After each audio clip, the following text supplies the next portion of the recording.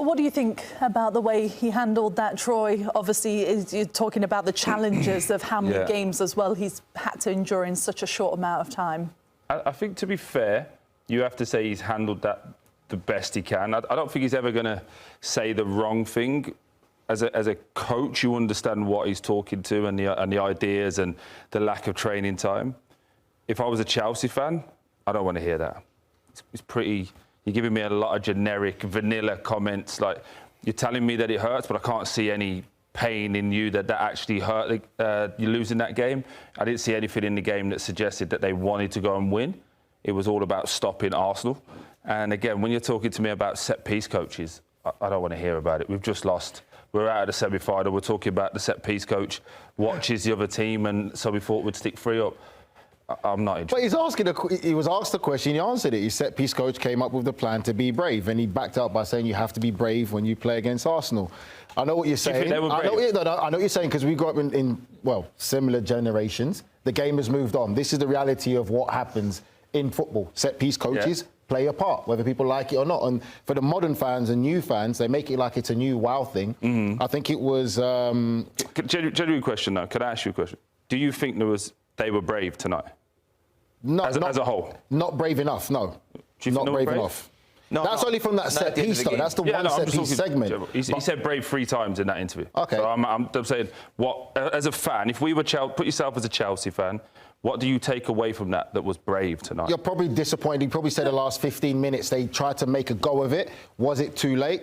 Probably, in my opinion. I think when you look at the team selection, we're talking about the tactical element of the game today, what we saw. We saw a Chelsea lineup at the start that, for me, was a defensive-minded lineup where we thought it was going to be attacking, but it was really more defensive, damage control, and let's see how long we can stay in the game to. Then when you bring on the likes of a Cole Palmer and an Esteval, that's when you're trying to say, OK, now you're trying to free up and bring this game forward. And when you look at it again, you look at the starting lineup, we saw Delap, who we thought would be a target man, who most of the time ended up as a right midfielder. Gusto would go back into kind of like a back 4 row, and then they will just basically damage control. I think Esteval obviously is the one asterisk, because we know that he was in Brazil. So him coming back, it was great to see him even on the bench. Are you frustrated, though, that we don't see some of these players starting? Because this isn't the first time that we've had to see attacking changes under Rosenior. No, my frustration is when we talk about being brave, and there's a very thin line between being brave and being stupid, right? So if they tried to go out and score 5 against Arsenal and lose 3-0, we'd all be saying he doesn't know what he's doing. So it's a very thin line. But I don't remember a chance that they should score. I don't remember a good save from the goalkeeper. I don't remember a moment where we thought, oh, Chelsea are dominating here. So when you use the term brave, to me, that's what I want to remember something. Go, oh, that's what he's alluded to. It felt to me, instead of going there and testing themselves against Arsenal, like they did in the first leg, where it's like, right, we're going to see where we're at. And we know Arsenal are one of the best teams in world football currently. How far off it are we? They went, can we stop them?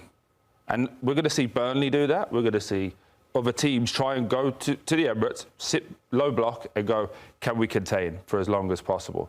And they did it longer than a mid-level team, like an Everton did.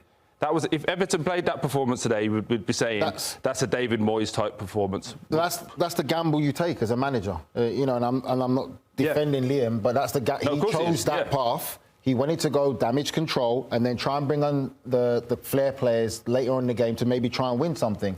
For me, he could have gone the opposite way, where he could have started them and say, look, we're coming here to win. We're coming when it doesn't work, we have to give... at the start of the show, we was giving the credit for the subs he brought on, the goals that they've scored. And we said, like, OK, on the flip side, if you don't win now with that talent on the bench and you don't have a real chance on goal, you don't have a sustained period, the same level of credit we do, we now have to look at it from a critique. Criticism, you're going to get criticised. OK, well, what was the game plan to survive? This is Chelsea Football Club. You're meant to be a big team. You talk about you're the world champions to everyone. You've won 2 trophies in the last year as opposed to Arsenal. And you went there and all you wanted to do was survive. That, to me, isn't a step forward. That's a step backwards.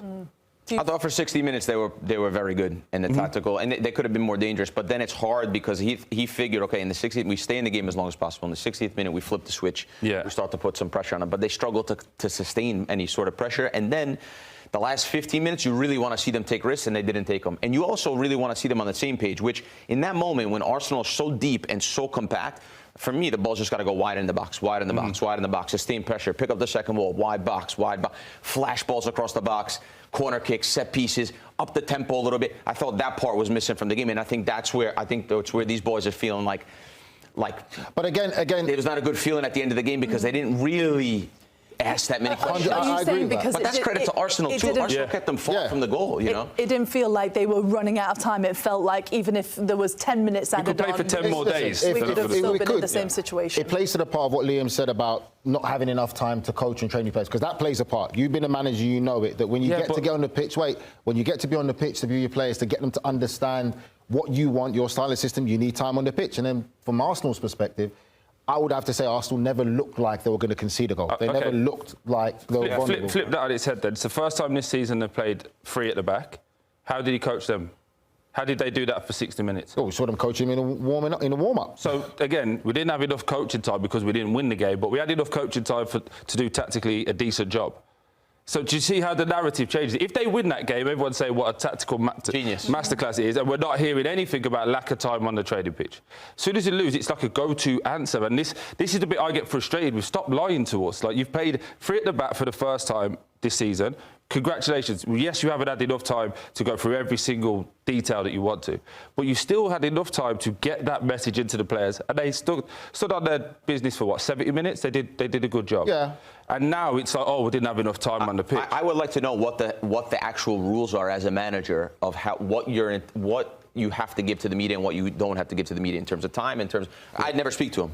I would never speak to the media because nothing you say is going to come off good after the end of a loss. So, he has struggled. Nigel makes the point.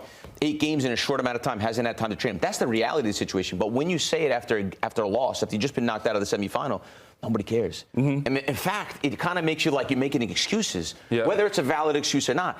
So, at the end of the game, if I was ever a manager, I would give nothing. I would give Bill Belichick style responses. One word, see you later, get me out of here. Because Chelsea fans don't want to hear. The more you try to talk and the more you try to... Yeah, but Troy, you just said that you wanted to see more emotion. Yeah, but again, now he wants nothing. I agree with what he said. Because he's saying you're damned if you do, damned if you don't. One thing we've just said, we just spoke to Declan Rice. What's the first thing everyone said? He's a nice person, because when you see whether they win, they lose or draw, he gives you his authentic self. What I'm saying is, when you give me the coaching speech, I know that's not how you're really feeling. And that's not just to Liam, that's to 90% of managers and 95% of players now. We just saw the Victor Gyökeres interview. I'll put that out later to go to sleep, because he ain't going to give us anything. They're giving us the same boring stuff, but we see it.